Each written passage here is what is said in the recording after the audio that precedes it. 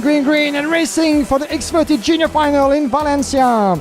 And a great start from Leo Robinson from pole position, nothing to worry about for the Fusion driver, the 37, as well as Macaulay Bishop trying to go around the inside. There was a bit of a gap, and there was enough for him to dive through. Macaulay Bishop is back in the lead, and that could be the start of some trouble for Leo Robinson. Watch out for Hugo Martinello with his XP machine. That was a bit too tight maybe for the launch in the turn number 1. The door was shut immediately on the exit by Leo Robinson. That could be quite enough for Aaron Garcia to go through. And look at Aaron Garcia diving through. What a launch of an attack it was for Aaron Garcia. This is Sacha van Patbosch, unfortunately. By the look of it, he's going to have to retire. There he is, the young Dutchman. Hello, everyone. Welcome back to Commentator's Corner. They do say the number 13 is lucky for some, and I've got a very, very good friend alongside me on my immediate right-hand side. From Belgium, it is the man, the myth, the legend. It is Monsieur Guillaume Alvarez. Bonjour, Guillaume, ça va? Bonjour, Alex. Ça va très, très bien. I'm very fine. I hope that you are as well. Yeah, not too bad at all. Guillaume, fresh from his trip to the home of global motorsport, the iconic Le Mans Karting International Circuit, where we recently had the FIA Gearbox World Championships, which was a fantastic weekend. Which Guillaume, you were mainly stuck down in pit lane, whereas Mr. Sanson, a good friend of ours who's also been on the show, was in the commentary box. But 56 races, intense competition, including the moment when David Trevelov tried to make the move up the inside of Arvin Lindblad, and it all went horribly wrong. But, you know, Trevelov was showing good pace. You were on your feet quite a lot of the time because you were mainly in the pits. Yes, indeed. Yes, indeed. Because, you know, the idea was to, as much as possible, to give insight to the viewers from the drivers themselves. So we try with RGMMC as much as we can to, you know, get us out there. We're in the middle of the Parc Fermé, in the middle of the paddock, and with the action going on. If you guys watched that, you saw that sometimes it wasn't always easy to, you know, just for us to be there, because there's a lot of work going around and people are busy, people are in a hurry. But it was a very fun experience. And indeed, because we were live for 3 days, for about 24 hours, we made the count with Jake Hansen, which was a massive amount of live recording and live streaming. And that's why we decided on the Friday and the Saturday, because we had so many qualifying races, to give the viewers and to give Jake's voice as well a bit of a break, and going down to the Parc Fermé, talking to the drivers from all categories. And that was very fun to do. And the drivers, as always, very keen on talking and sharing the views from, you know, fresh from the track, sometimes quite exhausted actually, because it was very hot with sometimes rain, and there was a lot of gambling on tires, a lot of strategies going on. So yeah, it was a very fun event, very long. And I was on my feet for quite a while, going back and forth between the speaker booth and the Parc Fermé, watching from trackside, watching and commentating with Jake. And on the Sunday, I was mainly commentating the two of us, a bit in the morning, still trackside doing interviews, and the finals, it was full on the two of us. Yeah, for those that don't know, that Guillaume is an experienced commentator in his own right, currently working with IAME Benelux at the moment. Also, one particular year, you might remember, I did not venture over to the home of champions for Karting Gang, for the BNL Karting Series Kickoff Reboot 2.0, because I managed to contact Guillaume, and it was the first couple of years. I think it'd been a couple of years since you'd last been in the commentary box at Genk, but also it was your first experience of Rotax as well. He's also, well, he's actually a journalist as well. We're going to get onto that a little bit later. But Guillaume, just sort of, how did you get bitten by the motorsport bug? And was there, who was the big influence in that? Was it someone in the family? Was it a good friend? You know, how did you get bitten by becoming a petrol head? As we all are, big petrol heads indeed. For myself, it goes back a long time, I must say, because I'm lucky enough to I was born in Belgium, which is where I live. I've been living all my life in Belgium. I moved out actually from my parents' house more than a decade ago to live in Brussels.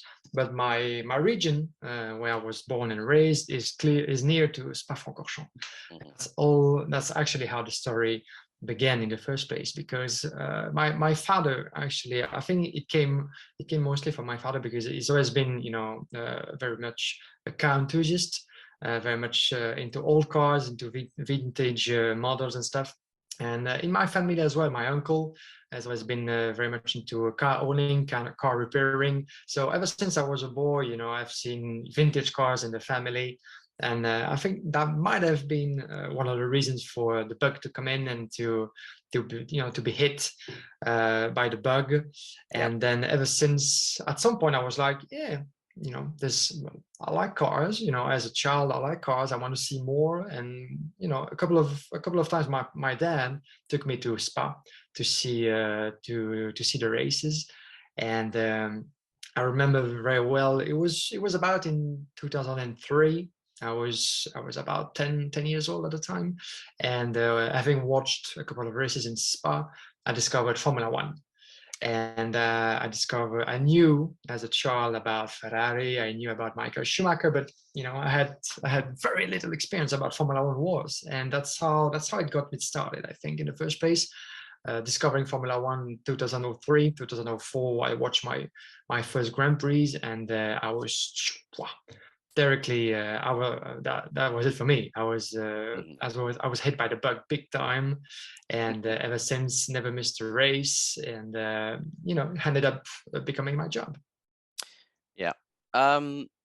It's really nice to see that both not just your father but your uncle were the two main big catalysts in your life to sort of like start the trend, you know, start the wheels spinning in motion to being where you are now. I mean, obviously through your impressive resume, Guillaume was actually working with the RACB, the Royal Automobile Club of Belgium, and also quite interesting you mentioned Spa, because you were their former public relations officer from 2010 to 2018. So a lot of love for that particular circuit, which I've had the opportunity to see certain parts of, you know, driving around the old Spa-Francorchamps layout, not the current 7.004 kilometer variation that we have now. But what was the first ever race that you went to see trackside with family?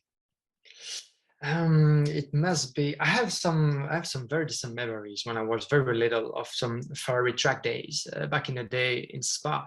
Must have been by 2000, 2001. But you know, it gave to me some sort of first impressions, and then it was after a while that I really got into it.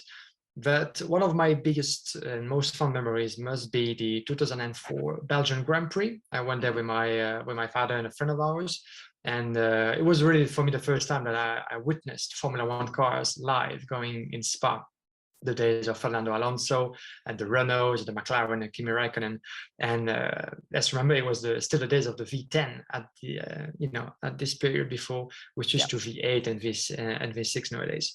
So it was the noise, the atmosphere. Being in Spa for the Grand Prix was very much a big impression on me at the time. So it must have been the first big event that I ever attended. As still a young boy at the time. So yeah, it was very special. Now, how did you get into commentary? Because I still remember a particular time when I got a phone call from a certain good friend who will be getting on this show, Chris McCarthy, you have been warned, when both you and he were teamed up, and it was the first round of the FIA European Karting Championship in 2018. That was the weekend that I took my first ever trip to Karting Genk, the home of champions. And then that started my journey in European commentary circles. And I've gone a little bit further since then as well, having traveled to Muscat and Bahrain last year. How did you get involved with commentary? Because I know for a fact that you've done quite a bit of course, you know, IAME Belgium, obviously, we have to give a shout out to our good friend Thierry Lepine from Marienburg. A good guy, fantastic individual, and has a lot of passion for karting. You've also worked, during the COVID-19 pandemic, you also did the Fun Cup E-Series. So you had the likes of Chris, we had yourself, we even had the legend that is Mr. Henry Baudet that jumped on at one point. How did you get involved with commentary, buddy? Because obviously you've got a long resume as a journalist. How did you get involved? Well, that's a funny story, you know, because as I always said, you know, to some people asking me the same question. Well, there's no school for speakers. There's no course that you can follow. No way in the world to become a racing commentator. It happens through contact. It happens by chance as well. Yeah. And for my part, that's pretty much how it happened. Meeting people, being, I guess, at the right time at the right place, and because as you said, my primary job is being a journalist, being a reporter in motorsport and in the car industry as well for quite a good number of years. But I've always wanted to get myself as much as possible involved in the motorsport world, one way or another. So being a journalist is one side, and the commentating side actually it goes back to 2015, 2016 actually, and once it goes back to, as I said, it's about meeting people. It's about talking to people in the business, showing some interest and showing some skills and some will to give it a try. And because basically my career as if we can call it that way, as a commentator started in 2016, and I met one guy whose name might be familiar to many of your listeners in the car industry, in the motorsport world, especially in the French-speaking motorsport world. His name is Thomas Bastin, who has been for years now one of the voices in the Le Mans 24 Hours, and one of the big names that we have in the GT world as well. Very passionate about karting as well, and is one of the commentators for a good number of years of the IMA Series Benelux as well, sharing with me the duties year and year now for ever since 2016.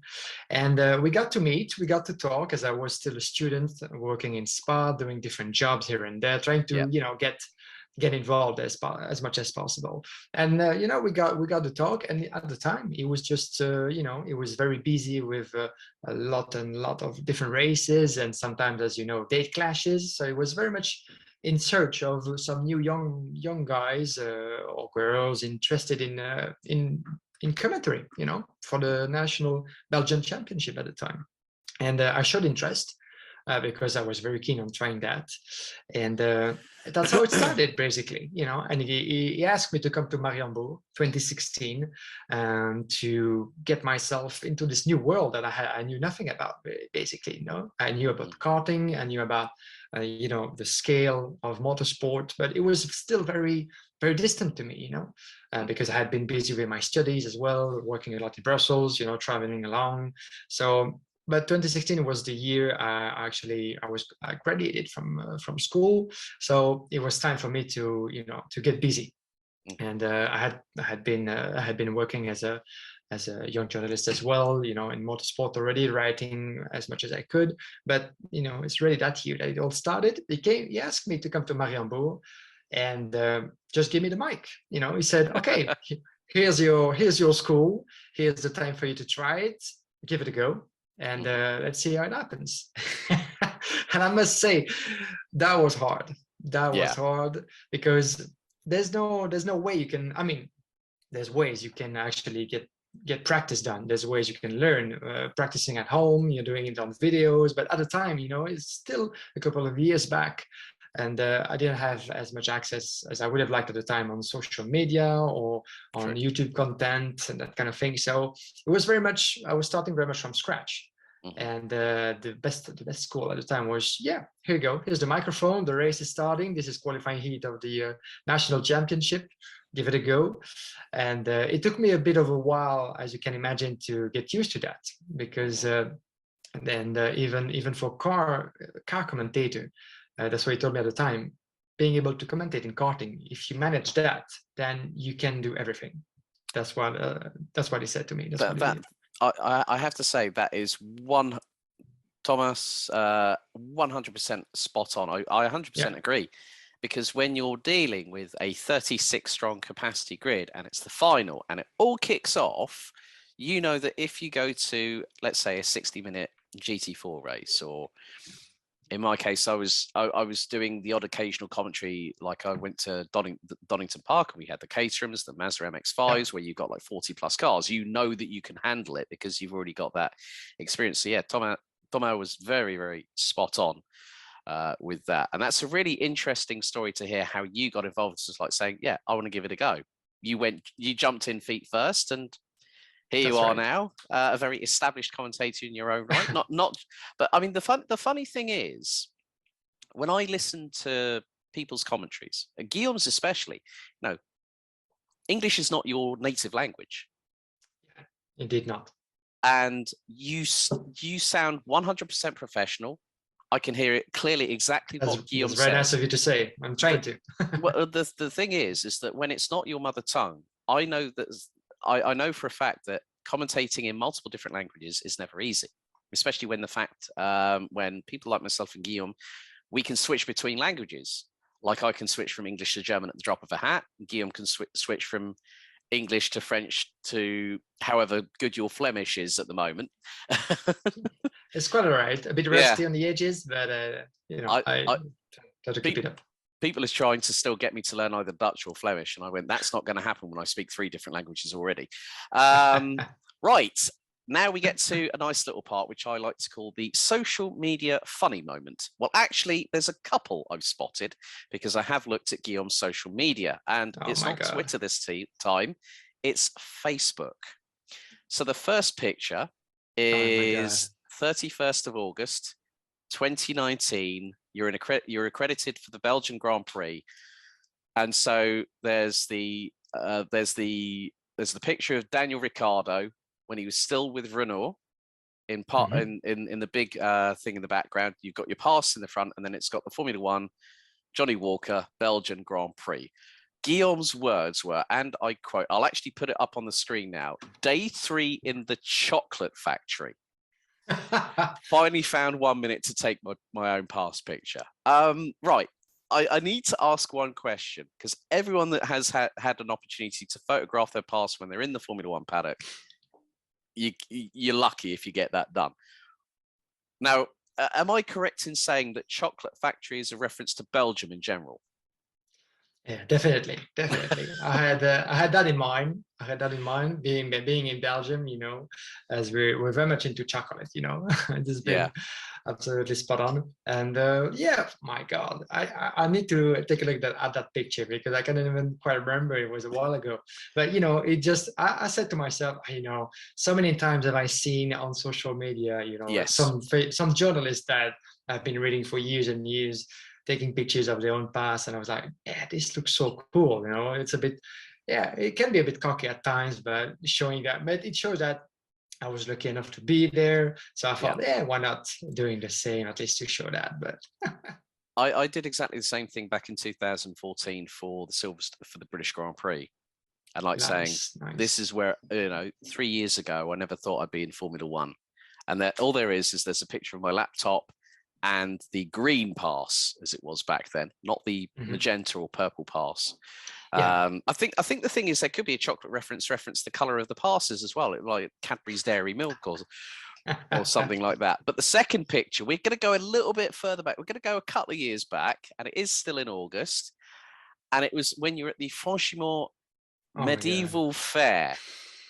I forgot those one actually. I mean, the funny thing is, there's a lot of traditions in Belgium, and I think it's quite nice that you celebrate them. And I kept on thinking, hang on, has Guillaume transitioned into Robin Hood in his younger days or something like that? But I mean, it's great, isn't it, though, where you're able to celebrate these traditions and dress up in medieval gear and just sort of like have a laugh, and there's a big smile on your face, which says volumes. Absolutely.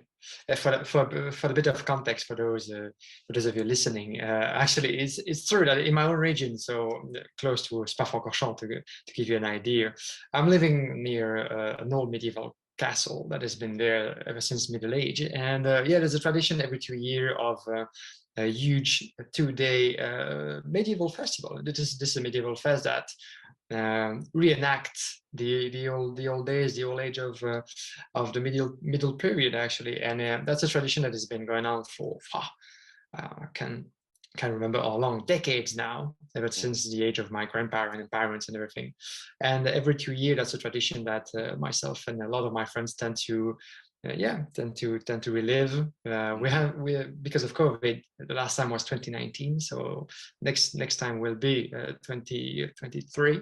So a bit of a big gap. So we're missing it. But yeah, these are some of the traditions that we're very keen on, perpetuating over the years and generations, and that's one of the biggest events in medieval terms and that you can find in the Benelux. So if you ever get a chance to go there, Alex, of course do so. And if that's the case, I'll give you a call and we'll meet up. Absolutely. That's one thing we've tried to do over the last few years. It's never quite happened because we've been so damn busy. Right, next question. Off the top of your head, give me a couple of favorite drivers that you've followed over the years and your reasons why. Well, the first name that pops up to my mind is Ayrton Senna, because that might sound like very logical to a lot of motorsport aficionados, but ever since I discovered Formula One at a very young age, and I knew very little about the sport. So for years and years, I kept reading about the sport and the history of motorsport in general. And I don't know, God knows how many books and magazines I've been collecting over the years, reading a lot about the history of the sport. And among there's so many different figures and great figures that we have in the history of the sport, I found just Senna fascinating. Ever since I was a boy, I kept reading about him, and even though I never saw him race, like many of us in my generation and our generation, Alex, unfortunately. But just the history of the man, his achievements, his complexity, and everything he's been through to be the best at what he in Formula One in motorsport. I just found this fascinating. So it's definitely been one of the drivers I've had the most passion following over the years, and that we always come back to Senna one way or another in everything that we do. And definitely is on top of my list, definitely. Other names, of course, being a young F1 fan, Michael Schumacher has been very much the driver, in the spotlight at the time when I started following the sport. But when it comes to F1, I've never been. I've had my heroes, the two names I've mentioned, for instance, but I've always very much been a team guy rather than just a driver guy. So I've liked a lot of different drivers over the years. I've got some favorites, but I've been very much linked to the story of some teams like Ferrari, for instance, McLaren. And I find the story of teams sometimes even more fascinating than the drivers themselves. So it depends. For some time, I could have a period of years where I'm very much linked to a team. And I appreciate all the drivers competing for that team, and sometimes I can go to another one because I grew fond of a different story. So I'm a little bit of a yo-yo and that kind of thing. But Senna will definitely be the one that keeps coming back, especially in karting, pretty much, because there's a lot of most people will know about Senna from his achievement in Formula One or in single seater. But I think that his path in the karting world is absolutely fascinating. Yeah, I mean, I remember interviewing Terry Fullerton a few years ago for an anniversary since Ayrton's passing. And I still remember the times when people were talking about when Terry and Ayrton were teammates. And then you also had the fact that they were mucking about. There was some stupid activities around by the pool, so they'd probably be pushing each other in and that kind of stuff as well. Absolutely. I think also one of the drivers that when it comes to Belgian motorsport, the name Jackie X. It just comes to my mind once again. How could I forget it? Oh my God, sorry about that. Indeed, yeah, we're sharing the same passion for the man. Indeed. Yeah. But Jackie have you ever been starstruck when you've actually met a driver?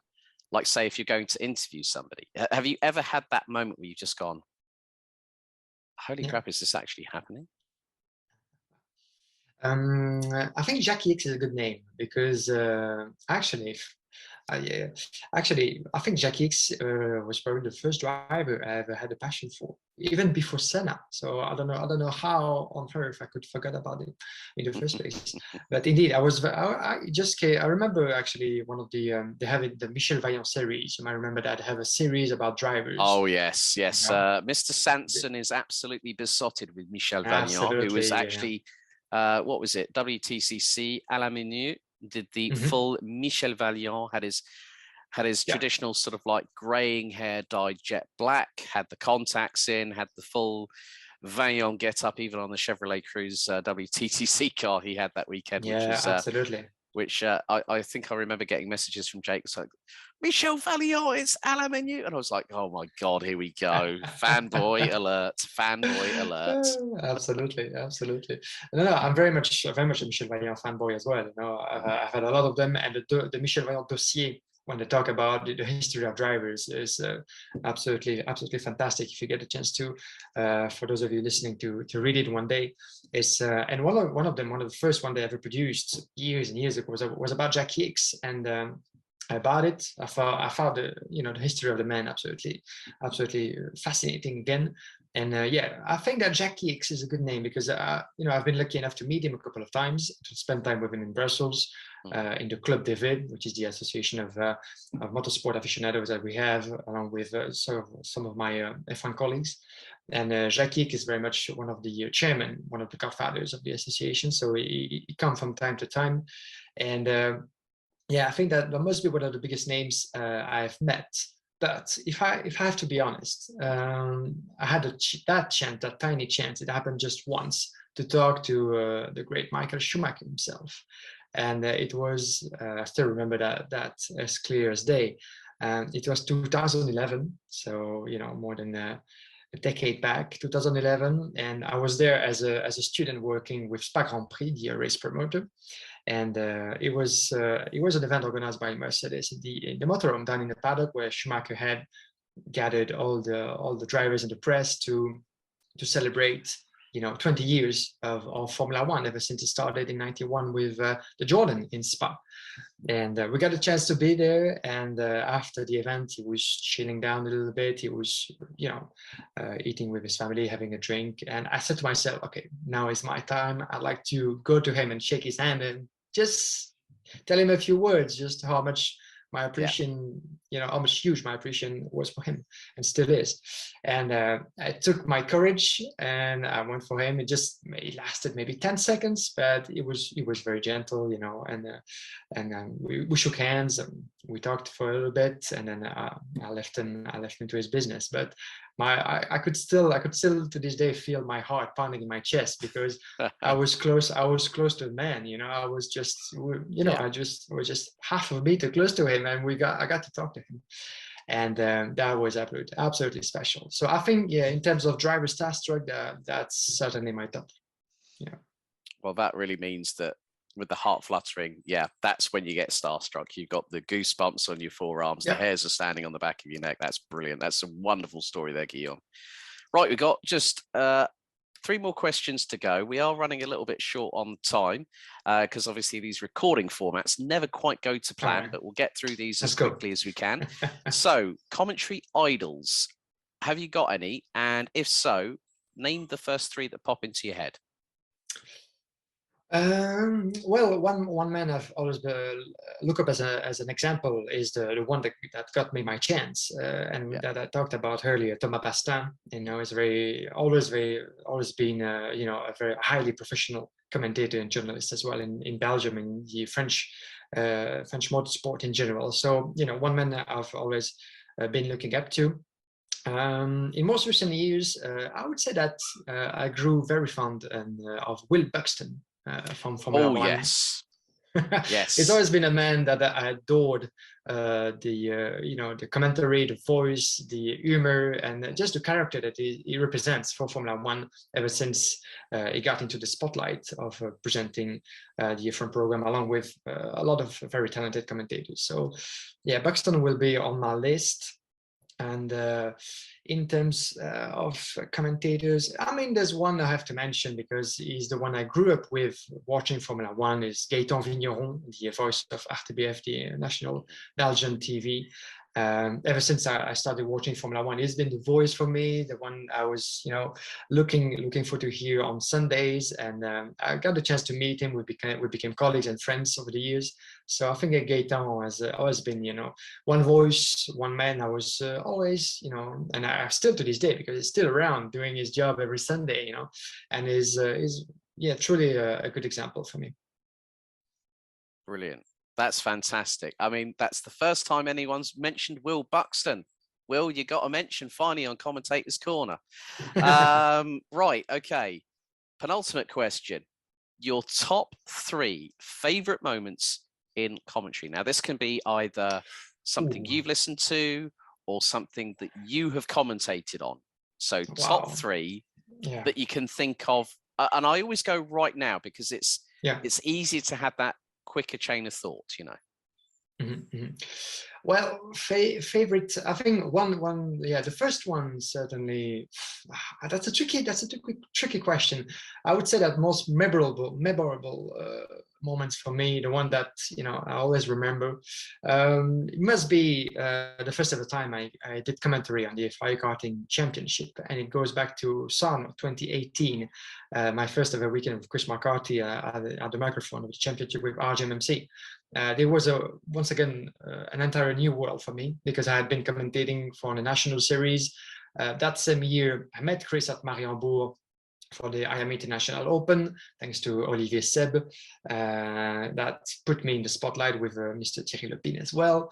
And that was a very special event because I got to meet James Geidel from RGMMC and the entire crew, Chris McCarthy. And from that point on, we went to Sarno to commentate on the FIA Karting Championship. So that weekend in Sarno was a totally new world opening up to me, and that was the start of a story still going on to this day. So that will be one.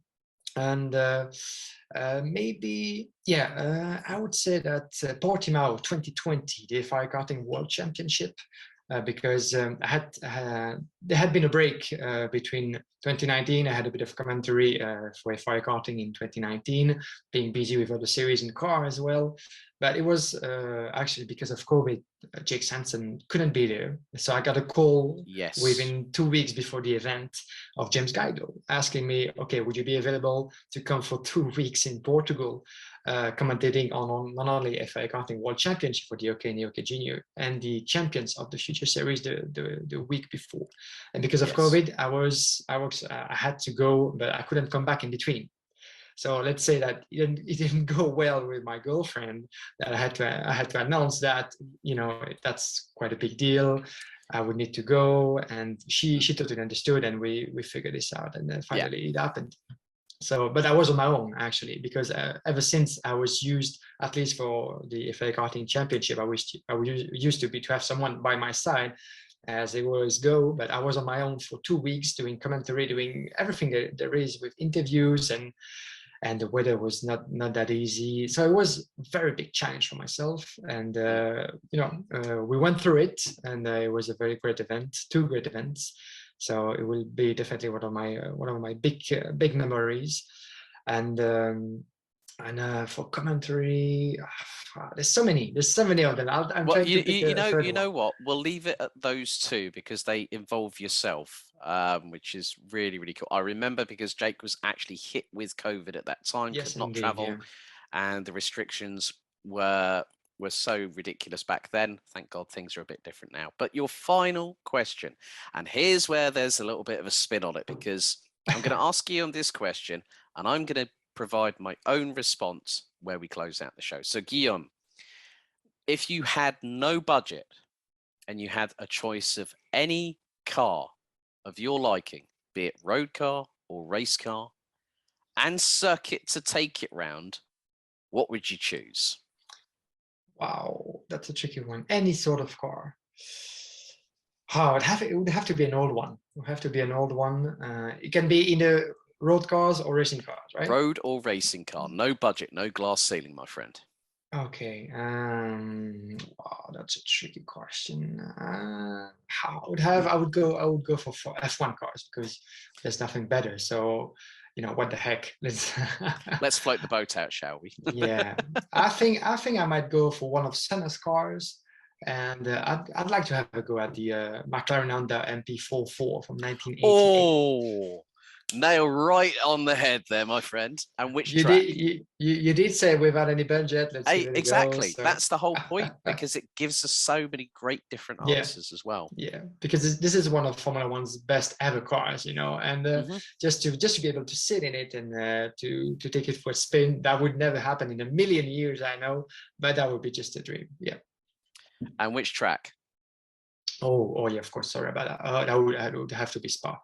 That would have to be Spa-Francorchamps, my home track where I grew, very fond of motorsports. So yeah, no second choice. Okay. How about yourself? Right. We are also going to stick with the MP44 because of the fact we're both very big Senna fans in our own rights. But I would not go to Spa. I would go to Suzuka. Because of course we're talking about the origins of the RA168E 1.5 V6 turbo. That was the engine that was powering that car, and it was the most dominant in that. Well, that really wraps up Commentator's Corner. We've run out of time here, folks. Thank you very much for joining us. Guillaume, it's been a pleasure as always, and one of these days, hopefully later on this year, I'll give you a shout when I'm in the Brussels vicinity and we'll catch up over a bière au fou or something like that. But thanks for jumping on board with me, mate. With pleasure. Thank you very much, Alex, for having me. And, long life to Commentator's Corner. Indeed, indeed. And a big thank you to Traction.gg for giving us a welcome mention just after the first 10 episodes. That's it for episode 13. We'll have another great guest on episode 14 coming up soon. Thank you for tuning in. See you very soon.